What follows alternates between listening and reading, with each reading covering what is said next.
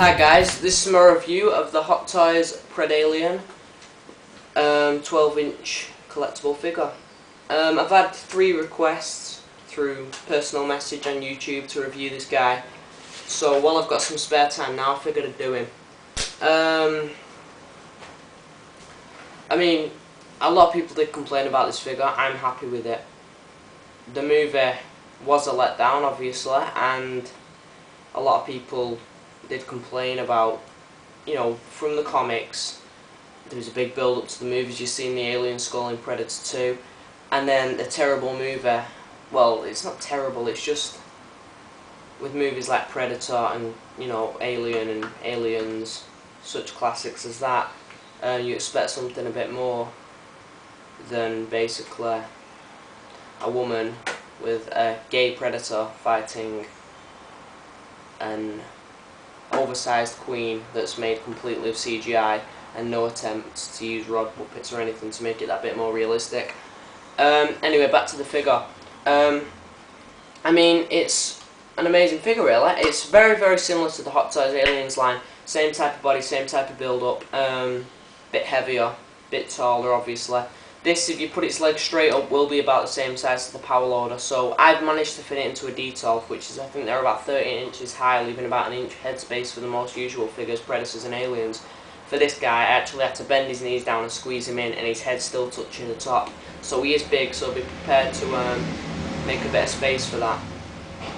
Articulation-wise, his legs are very, you know, you can get him into many positions you want. I'm not going to say articulation here, like that, but, you know, he's got basic articulation in the legs. The feet, I think, no, there's not much articulation in the feet, so that's a bit of a letdown, really, but there is one problem with the articulation. Standing up wise, with him being such a weighty figure, and the tail is weighty and does support him, but I think you'd have a lot of trouble if you wanted to stand him without the tail, because, you know, he'd probably drop back down.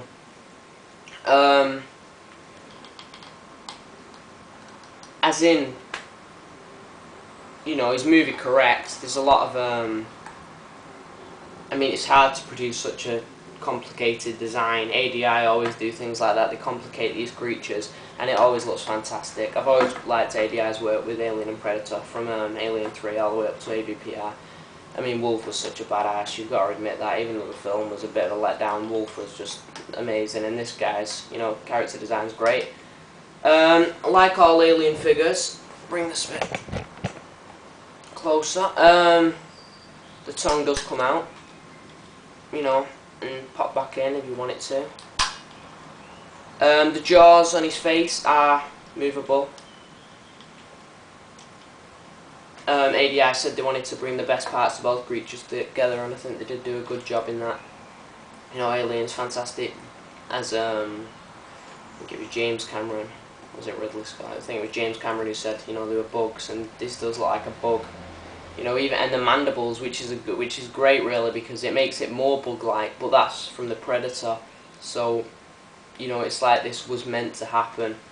And the paintwork's a letdown. The paintwork's probably the biggest letdown of the creature, like it's real, of this figure. It's just this. I was actually not going to buy this because of the paintwork. It's just not up to standards. With it being a rubber body mostly everywhere, maybe not. It's just on the stomach, parts of the head and whatnot. The arms and tail and legs are all plastic, hard plastic.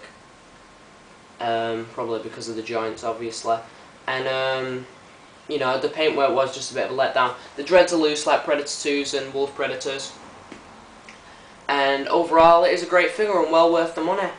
Pick one up now whilst they're still cheap, because, you know, you're going to end up wishing that, you know, I would have bought one earlier, because if you don't, you know, you're going to end up paying double for him. Sorry about that. Yeah, so I would pick one up. I definitely recommend it. If I've got the time, I'll add a bit of a slideshow onto the end now, so hopefully you guys can see a bit more of him. The fingers are all posable as well. If you've got any questions, just ask me and I'll let you know. Thanks for watching again, guys, and be sure to subscribe if you haven't already, or review sideshow stuff and whatnot, all the collectibles. Iron Man was fucking awesome. Brilliant film, definitely best Marvel film made so far. I'm looking forward to The Dark Knight and Hulk, obviously. Thanks for watching, guys, and be sure to subscribe. See you later.